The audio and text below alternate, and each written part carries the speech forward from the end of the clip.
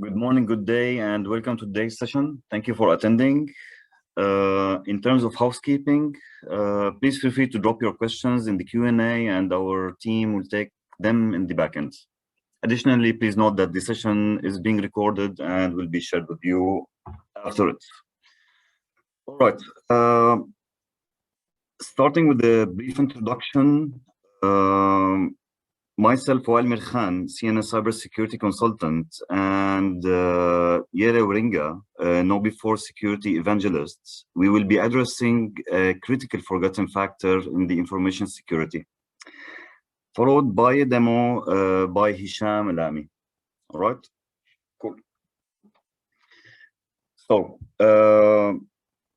with CNS, and since founding in 1987, we have to be a strategic partner to our customers by assisting them lead the digital infrastructure with our expertise in innovation and digital transformation.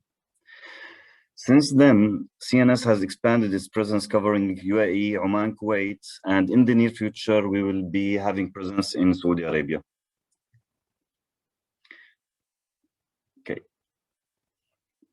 And with more than 300 employees and 30 plus years of experience, CNS has proven a recorded track list of distinguished clients benefiting from our ever-improving expertise that varies from an in-house software team to a 24/7 and solid partnership with the best technology vendors out there. Now, in terms of the CNS portfolio, we focus on the following three main verticals. When it comes to the innovation and technology vertical, we focus on services such as digital infrastructure, cybersecurity, cloud solutions, and digital experience platforms.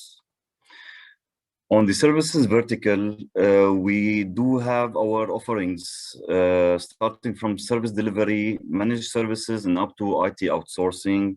And the aspect that we look at is the digital banking with solutions around digital banking services and digital brand transformations and many, many more, as you can see. All right. So I'll be handing over the mic to Yeli to start the webinar on the security awareness platform on KnowBe4. Yeli, all yours. Good luck and thank you.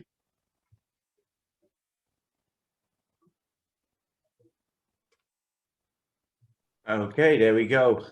Okay, I can't switch on my video yet because that's not allowed by this webinar. So if somebody can enable that, then I can do my presentation.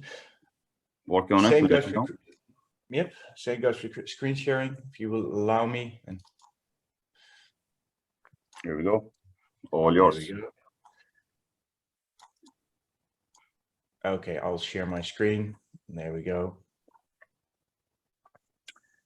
If everything is okay, you can now see my screen up there. There we go. So my name. First, welcome to with this webinar with KnowBe4 and CNS on uncovering the human factor in cybersecurity. I'll be going through what the human factor is, what social engineering does. I'll be going through some examples of phishing, etc. Basically, after this presentation, you'll know everything you need to know about the human factor in IT and about how you can actually defend against it and what are some basic tips and guidelines to do this. Now, first of all, my name is Jelle Wieringa. I have a horrible Dutch name. My parents should have thought of that when they knew I wanted to have an international job. Nobody can pronounce it, but it is a typical Dutch name. So I'm a security advocate for KnowBe4. I've been doing this for a number of years now, but I've been in the IT security industry for nearly 20 years, focusing on anything from emerging technologies, such as things like quantum computing. I've done a lot in AI, building security operations centers. I've been all around the block. And my focus is basically on anything disrupting. And one of the reasons I started working for KnowBe4 was because in those 20 years of working in the cybersecurity industry, I noticed that most organizations both vendors and customers have a tendency to focus a lot on technology, where the human factor is still a very important part of it. And I'll cover something about that later on. But I wanted to actually build that human factor for cybersecurity. I wanted to strengthen it. That's why I joined KnowBe4. And KnowBe4 is an organization that does solely that. It only operates on the human element of cybersecurity. Yes, we have a platform which we use to share our product, but our product is all focused on that human. So we've been founded in 2010. We're a Florida-based company. The company consists of mainly people that came out of the antivirus industry. And those people had the same experience as I did. We all saw that technology was gaining the upper hand and that the human factor was the forgotten element in this. And we all wanted to change this. And that's why KnowBe4 was founded. And the thing we do is, and that's good to understand, is we combat something called social engineering.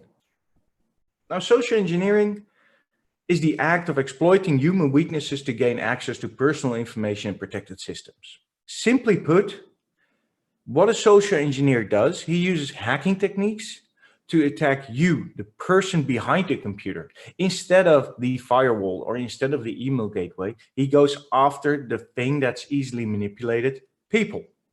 And we, as KnowBe4, we help organizations to manage this ongoing problem of social engineering. And the key word in this little sentence is the word ongoing, because up till now, there is no solution against social engineering.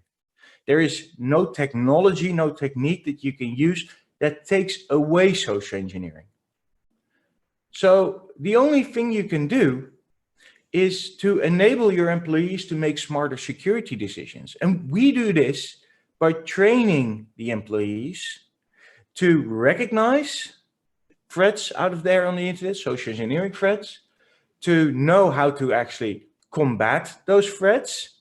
So they need to understand what behavior is secure to eliminate that social engineering threat. And we focus all of it on the individual. So the training is based on an individual level. And after we've trained people, we test this training through automated phishing. So KnowBe4 basically delivers you a platform to train your users in social engineering techniques, to detect them, and to test their skills. Now, one of the key things that is important to know is if you look at all of the successful attacks that are out there on the internet today, all of the successful attacks are made up or consist mainly about attacking that human factor. Social engineering is the most leveraged technique by cyber criminals to attack an organization, to either gain access to information or to gain access to protected systems. It's between it's an estimate by the way, but between 70 and 90% of all successful attacks start with a social engineering attack. So the cyber criminal doesn't start out by sending you a DDoS attack or by trying to attack your firewall per se. It starts by seeing if there are weak points in your organization on the human level. Now, it's important to note that even though it's such a high number that social engineering is being used, this doesn't mean you don't need a firewall. This doesn't mean you don't need the technology, the mitigative technology and the mitigative measures to protect your organization, because technology can still have a very unique and useful function because it automates your security layer. But it's still good to know that technology only protects you between 1 and 30% of all attacks. Otherwise, it's really important to train your user, to make sure that user understands how he needs to react if he gets a phishing email, or if he gets a phone call from a criminal, cyber criminal, or if he sees some suspected behavior inside your building, inside your office. Now, to make it clear what social engineering encompasses, we've got a few examples. First of all, everybody understands phishing. If you've never seen a phishing email, just open your email inbox. Everybody receives phishing emails. They might be really well crafted, so you might not recognize them straight away, but everybody falls victim to phishing. It's that widespread. Actually, yesterday it came to light that on average, there's 3 billion phishing emails being sent out every year. 3 billion with a B. That's a lot of phishing emails. But we have other types of phishing as well. A very well-known one is business email compromise, or CEO fraud, as we sometimes refer to it. So business email compromise is where somebody in your organization, who usually works at the finance department, is being asked, usually through email by a high-ranking person in your organization, to transfer some money. They're being told to keep it on the lowdown, to keep it quiet and don't tell anyone because it might be a secret project, but they need to transfer that money outside of the company.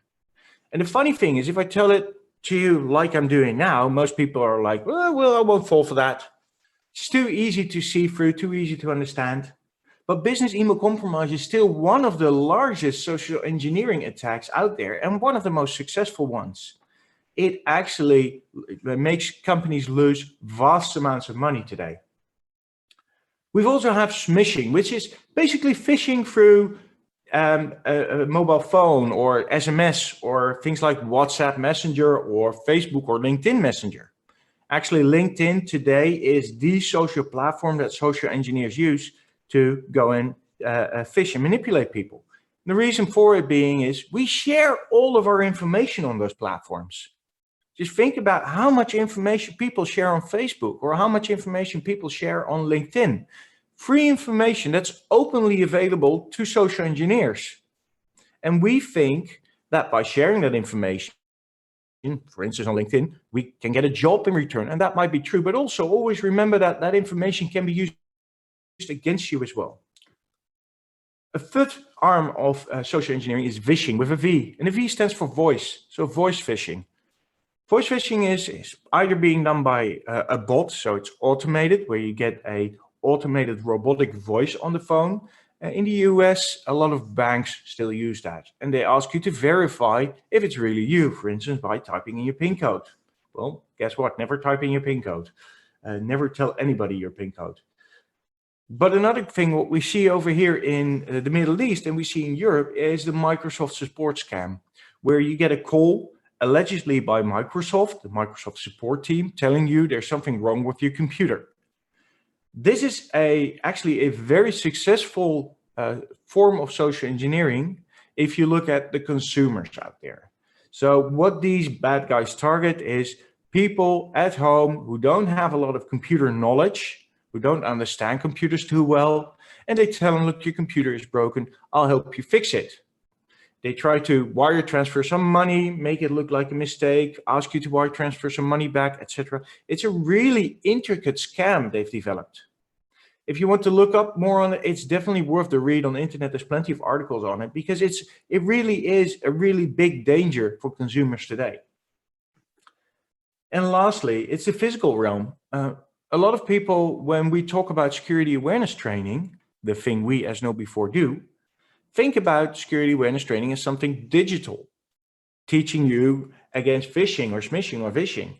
But it's also about tricks and tips in the physical realm, things like tailgating, which is sneaking along with somebody on their credentials inside a physical building, gain access to secured rooms, for instance.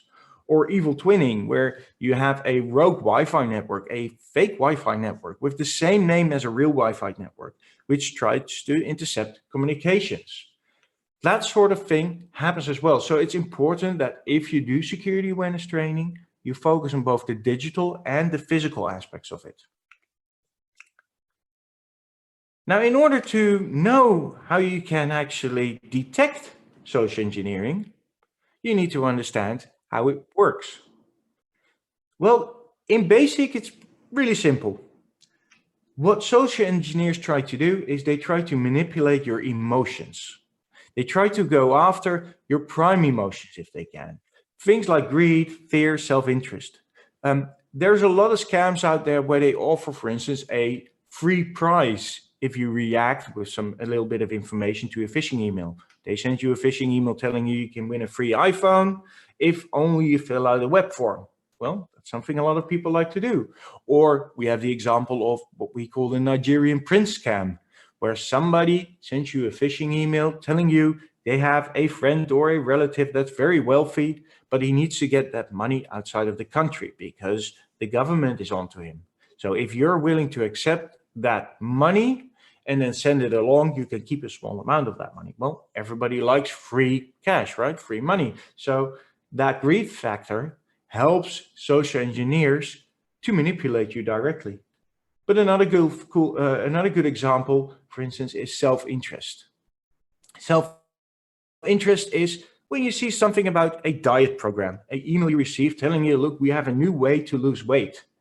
Most people will click that link if they're already looking to lose weight anyway. And since that's a very popular thing for people to do, that's what social engineers use, because social engineers use that topic that resonates well with their audience. And the last one that's really important to understand is the urgency factor. Social engineers always want you to react right away. They don't want you to think. So they always put some form of urgency in their emails. For instance, they tell you your password has been hacked and you need to act now to change it. And they even provide you a really quick link to the platform so you can quickly change it. Well, that link never leads to that actual platform. It leads to another website where they try to see if they can get your password from you. And today, if you look at the attack surface that social engineers have, it's huge. Where they used to only be able to attack you on your laptop or on your computer at the office or at home, they now have a new attack surface through IoT, the Internet of Things. Because we all have smart devices in our home, and if you don't yet, you will, because in a couple of years you don't have a choice and you can only buy a smart fridge or you can only buy a smart cooking stove with Wi-Fi enabled on it. They have a lot of extra entry points inside of your home. So think about it. For instance, if you keep your medicine in your refrigerator, which is smart, and they put some ransomware on your refrigerator so you can't open it unless you pay some Bitcoin. Well, if there's vital medicine in there, you have an issue. You're far more likely to pay than otherwise, because normally it's just a refrigerator, and in this case, it has some vital medicines in it. This is something that will happen in the future. We've already seen attacks on this, for instance, with the Amazon the Amazon cameras that they put out in the beginning. Amazon launched a new set of IP camera that you could hang inside to safeguard your home. And hackers were able to access that camera from the outside rather easily, actually, and take it over. So they can use the microphone in the camera to talk to you, or they could record what you were doing inside your home. These sort of things can be really scary, but they're part of our life. So we should know they exist and we should act accordingly. And another thing we see, as no before, that's on the up and coming. Well, if you look at this picture, you probably only recognize one person, Barack Obama. But all of the other photographs in this picture are of people that actually don't exist in real life. They've been built by an AI, built by a computer. So these are fake images. They look very convincing. They're called deep fakes, and they're built by artificial intelligence using deep algorithms and deep learning algorithms. But the point here is computers can nowadays fake people really easily. Now, if you see a photograph of something and you look at it and it is convincing in itself, think about how scary it would be if you see a video of someone doing something compromising. So there's an organization out there called Lyrebird, and Lyrebird is a company that builds artificial intelligence algorithms to recreate your voice. So actually, they have a really cool tool which they used to create this video, and you can I've put the source of this video, the YouTube source, underneath it. You can just look at it and see how convincing it is. They created a video of an old speech of Barack Obama, but instead of him actually giving that speech, speaking those words from that speech, they've created a new script. And Barack Obama, in his voice, is giving you that new speech. So you can now manipulate video to the point where it's very convincing. And if photographs are already convincing, think about it. How convincing can videos be? It's not something of the future. You can do it today. We at KnowBe4 created our own deepfake. It took us 4 hours of compute time, another 2 hours to build everything. So in 6 hours, we had a rather good deepfake. And it might not be really convincing, but think about it. What if we spent 20 hours, 2 days, or a week of compute time to make it better and better? We can create really cool, convincing videos out of it. And the one thing cyber criminals have is time. They have plenty of time to build good videos and fake us and trick us. That's where deep fakes, and they might not be perfect today, but they are here to stay. And they are an important thing to get to know and to understand so you can safeguard yourself and your organization against them. And deepfakes have come to the point that on March 16th, so only a couple of days ago, the FBI posted a new notification, a private industry notification, which is a kind of newsletter they produce, where they introduced a new subject, a new topic. We all know business email compromise. Remember, where a high-ranking person sends a phishing email to another person in the organization asking them to transfer money. Well, think about that, but then one step beyond. One step beyond would be that you get a phone call in the voice of your director, in the voice of your CEO, asking you to transfer the money. And when you ask a question, he will reply.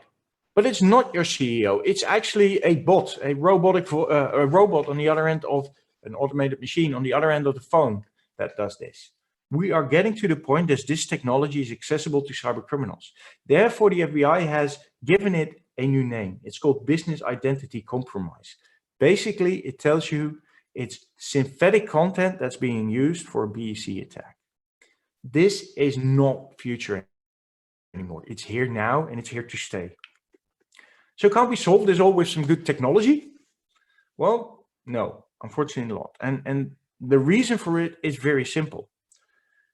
If an attacker figures out a new social engineering attack or figures out a new ransomware attack or, well, anything, new malware, for instance, he has plenty of time to build it because he does it in the unknown. He's obscured. Nobody knows he's doing it.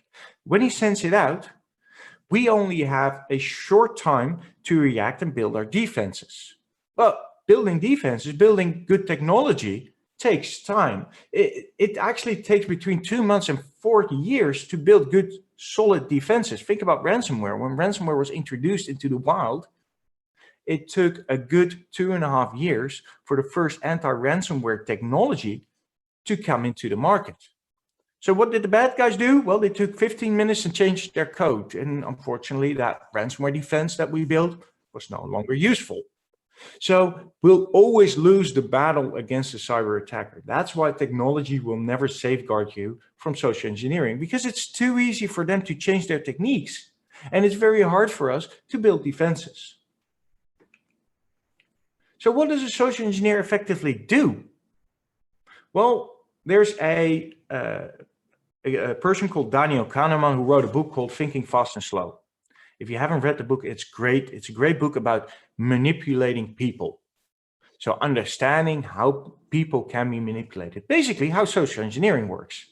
So Daniel Kahneman describes our brain, our mind, as having two systems. We have a fast thinking system, which is continuously scanning our environment. It's really quick, it's really fast, but it's also very error prone. You make mistakes using it. Good way to describe it is you use it when you drive a car. It's very automated. You don't have to think about driving a car. You don't have to think about looking left or right. It just happens. It's automated. But you sometimes ran into things. It's error prone. That happens. On the other hand, we have system 2 thinking, which is very slow thinking. You use it for mathematical equations, for very hard things like controlling your emotions, for instance. Think about it. If you're very upset, if you're very angry, it takes effort. It takes energy to control yourself, to calm yourself down. That's what system 2 thinking does. It's very slow, but it's very effective and it can do really complex things. Now, what a social engineer wants to do is he wants to bypass system 2 thinking. Basically, he doesn't want you to think. He just wants you to react. That's why they put urgency in a phishing email. to make you react quicker. That's why they provide you with a link in that email, so you can easily click it and you don't have to go looking the web yourself. That's why all of those anti-phishing campaigns that governments have today tell you to think before you click. Basically, use System 2 thinking before you click on an email. This is by far the best defense against phishing. Think before you click.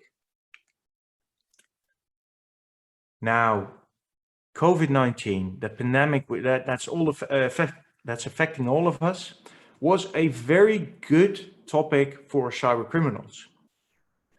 When COVID hit us in March 2019, I think, 2020, sorry, we saw that there was an enormous increase of phishing attacks in the region, so in the Middle East. So we saw over 2.5 million phishing attacks in the second quarter of 2020 alone. And that's an awful lot more than we usually get, because usually, think about, we have about 400,000 new attacks globally. We had more than 2.5 million in the Middle East alone, with most of them in Saudi Arabia with nearly 1 million, but every country was affected, every single one. That is what cyber criminals do. They use the media to decide what topics are on, because they like topics that are top of mind. Because if a lot of people want information about COVID, for instance, what the bad guys do is they send out fake information emails about COVID, because that's what gets your attention. That's what makes you click. So be extra wary when something big is happening in the media and you receive an email about it. Just be wary about it. Another good example of a good phishing email that was done, a really successful one, by the way, was Netflix in Arabic. So there was a fake Netflix website launched where the bad guys, and you see a picture to it on the right, they send out emails to people telling them, look, we now have a Netflix in Arabic. You can just use your own login information, go to the website, fill out that information, and hey, everything is in Arabic. The content is in Arabic, the website is in Arabic. That's cool. So a lot of people actually did that. They logged into this website using their real Netflix account. But what they didn't realize is that instead of going to a real Netflix website in Arabic, because that didn't exist, their data that they entered was either sold on the dark web or reused. Reused in the sense that what the bad guys tried to do is they tried to use that same credentials, that same password, and that same login on different websites. For instance, Gmail, to see if you have a Gmail account and if you use the same login and password. Because a lot of people nowadays reuse their passwords. That's not always a good thing. So if you can, always try a unique password for various websites. And if you can't remember them all, use a password manager. That's what they're there for. They're usually free of charge. What we also see is that a lot of frameworks and compliance settings nowadays use awareness training or awareness and training as a mandatory thing. This is a good example which is used globally. NIST, the National Institute of Standards and Technology, they actually tell people, look, awareness training, security awareness training is now part of your basic hygiene. It's part of your security posture. Every organization, actually every consumer needs to do it nowadays. And what they actually tell you is phishing, which usually phishing is to test your skills, sending real world live examples to see if you learn something, if you know how to react to a phishing email. It was, by NIST, it was usually frowned upon until lately.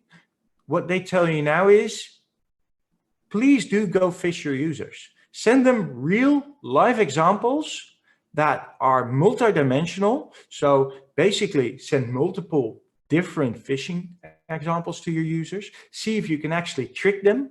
Make sure you use highly crafted spear phishing attacks that actually target that person, and see if you can trick that person and manipulate that person into falling for your test. Because spear phishing and phishing in general has become such a nuisance in the world that we can no longer afford to not test people in a real world scenario. It's not a fire drill anymore where we shout there's a big fire and we send everybody outside even though there's no fire. Phishing and social engineering has become to such a point that we actually need to confront people with real world examples and see if they fall for it. Naturally, don't send them malware, don't send them any fake things, but make sure that training, the testing of that training, is as real as it gets.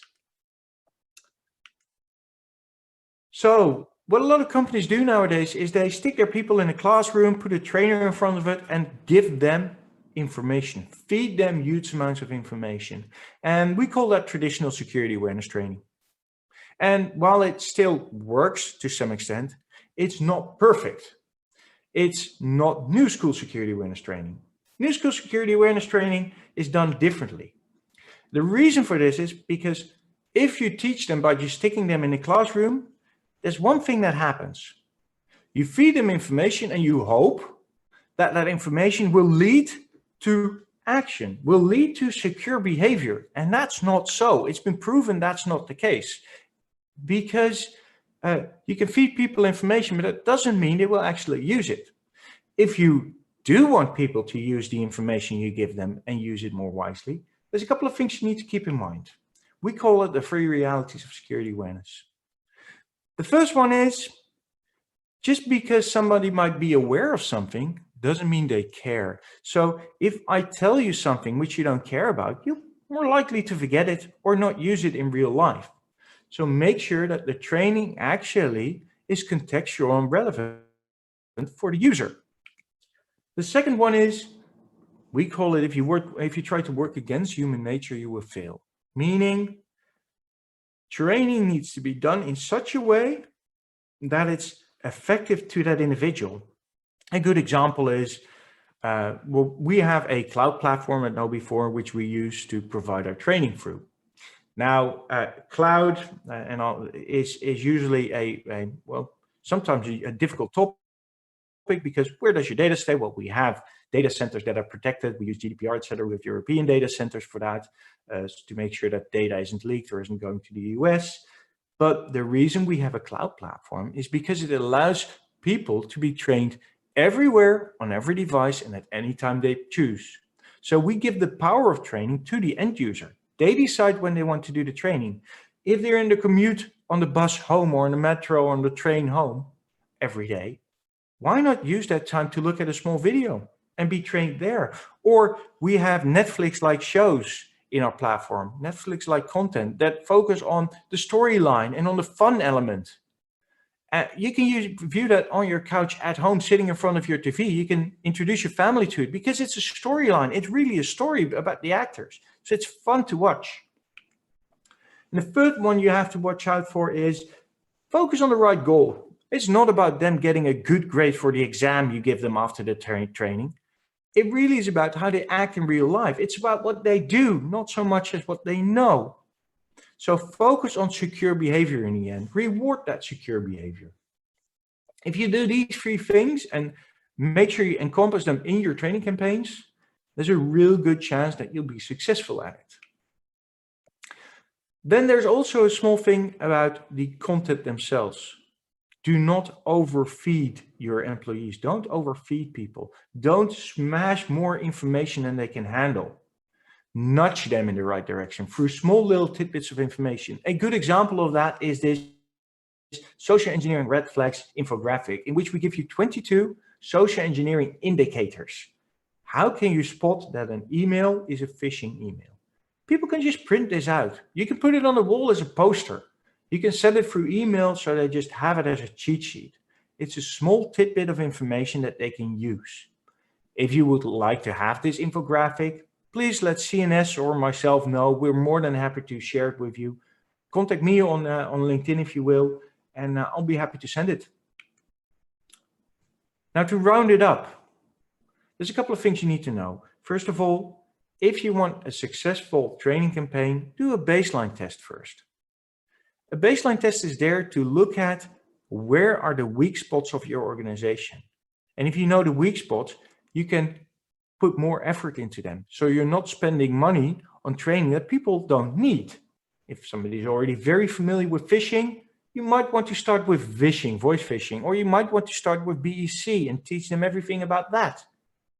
So look at the weaknesses in your organization and train them on that first. That's an effective way of spending money. Then you should just start training your people in a fun way, in an effective way that focuses on the individual, that's contextual to them. in a way that they can do their training everywhere, every time, whenever they want. And then test those skills using phishing and do that in an automated way. Our platform supplies that. So you don't have to think about it. Just set up a phishing campaign where everybody is sent random emails, random phishing emails. So nobody can tell others that, hey, look, I've got a phishing email, watch out for it. No, because they're all random. And after you've done that, look at the results, but most importantly, share those results. Share them with your C-level, with your board, so they know what they're spending their money on and they know what their return on their investment is. What value does security awareness training bring the organization? But also share it with the people in your organization to make sure that they see their own progress. So that's it from my side. Now my colleague Hisham Alami will give you a short demo of the platform. Thank you very much, Jelle, for the lovely presentation. I am going to start sharing my screen. Are you able to see my screen? Yes, we are. So by means of introduction, my name is Hisham Alami. I'm responsible for the Middle East region here at KnowBe4, and I will give you a short demo of our platform. I can talk for hours about the platform, but let's keep it in less than 10 minutes so we can have some Q&A afterwards. So whenever you log in into your KnowBe4 platform, the first thing you're going to see is your dashboard. The KnowBe4 logo can be customized to your organization logo. The things that grabs your attention is of course, this scoring, this like green, yellow, orange, red. Basically, this will give you an indication about how your organization is scoring for on average. So we are calculating an individual risk score for each user. This is calculated based on 5 factors, and this is the average across your whole organization. You can see what the risk history has been trending in the past 6 months. If you scroll down, you're going to see one of the first graph, your phishing security tests in the past 6 months. You are able to generate more advanced reports, and you have the capability as well on the KnowBe4 platform to industry benchmark your data. So if you do your first phishing security test and you would like to know, okay, my percentage is perhaps 20, 15%, 25%, and you want to know, okay, how are similar organizations doing? You can benchmark the data and see if you are below and above average. So we have a vast array of industries that are using KnowBe4, and as well we categorize them based on 3 different industry organization sizes, and as well on 3 different momentums. So phase 1 is the baseline test, phase 2 is after 90 days, and phase 3 is after a year. So there are 3 different maturity levels that you can assess. So whenever you decide to go with KnowBe4, one of the first things you need to do is set up a security awareness program.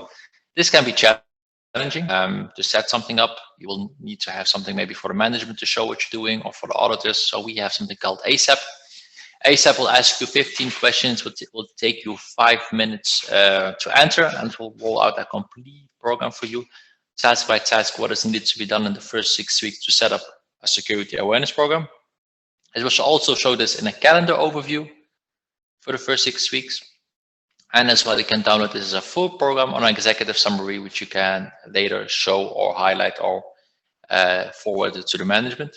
One of the first things you're going to do is importing the users. So whenever you have imported the users, the platform will automatically group them based on specific groups. Whenever you create a group, whenever you have a group, it will help you to target them for remedial training, for phishing campaigns, and so on. So your organization will be grouped by specific users, by department. You can create your own groups, and we have something called smart groups. And with smart groups, you can create groups based on specific criteria that you set. So for example, we have prepared one smart group, and this smart group is basically showing you who are the users who have clicked more than 0 times on a phishing email, and they located, for example, in a location called the Midwest. So we can also change this for specific locations or the entities that you have in your organization. And you can immediately see who are these users that fill in these criteria, and it will auto add and remove users based on these criteria. So whenever you're going to start using the KnowBe4 platform, one of the first trainings that you can do is a baseline security knowledge assessment. So when you go into the training tab, here you can see you can have different types of campaigns going on in the background. Whenever I click on baseline security knowledge assessment, I can go into this campaign. I can see the campaign completion. I can see the user completion activity. In the tab users, I can see who is not started, in progress, and completed the training. When I check the assessment result, the platform will send out an assessment to my end users. Whenever they have filled this in, it will give me a complete overview of how my organization is scoring per knowledge area. So we identify 7 knowledge areas, and this will help you to identify your strength, but as well your weaknesses within your organization. And this will help you to identify to create your next campaign. Whenever I click on social media, it will bring me into the mod store. The mod store can also be accessed from the tab above, and the mod store is the world's largest library in terms of security awareness training. So when I go into the mod store and I look what types of content and how many types of content we have available, and it's always nice that in an important webinar, I have my platform not working correctly. Let's go to mod store again. Okay, so the mod store, I think it was from my internet. My internet is already thinking it's Thursday, so it's taking the weekend break already. So I can see in the mod store we have over 1,200 different types of content available. We have training modules, we have interactive games that the user can play, we have video models, as well newsletters, posters, and assessment that the user can do. We're covering a vast array of topics based on different types of attack factors. So CEO fraud is what Jelle was explaining about the business email compromise.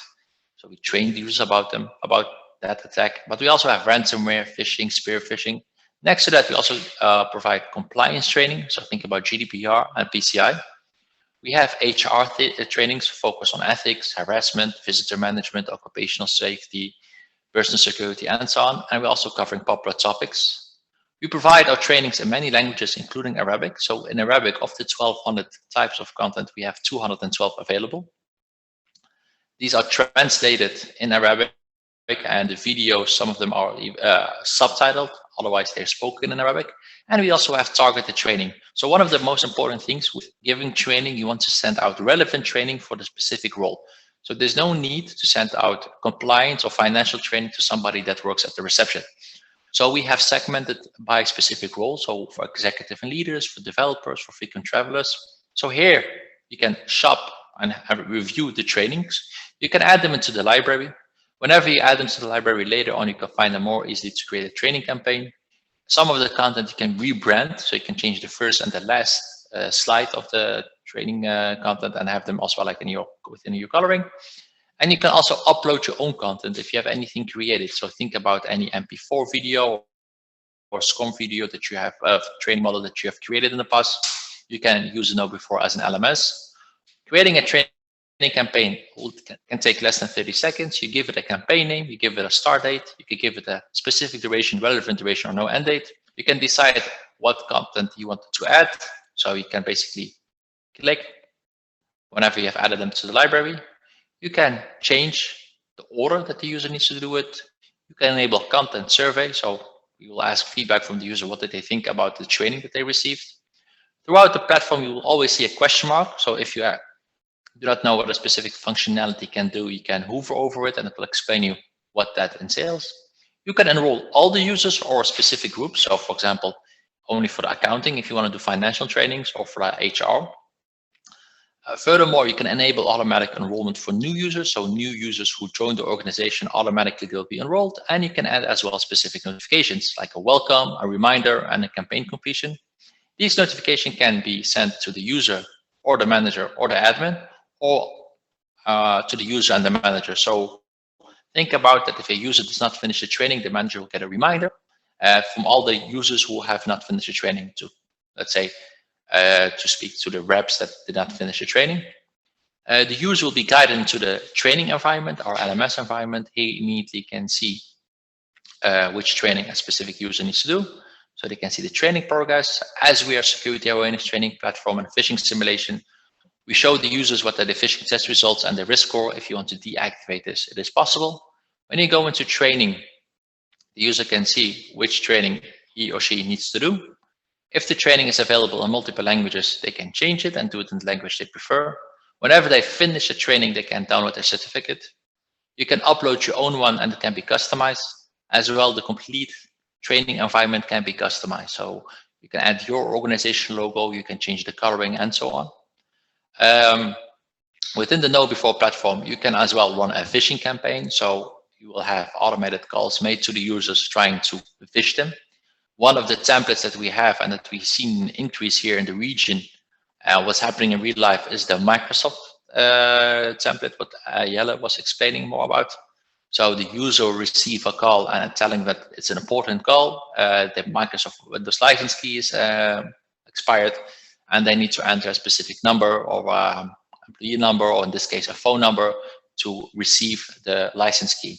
Whenever somebody enters any number into a phishing campaign, it will mark them as a failure. And from an admin perspective, you can see who has failed and who has passed.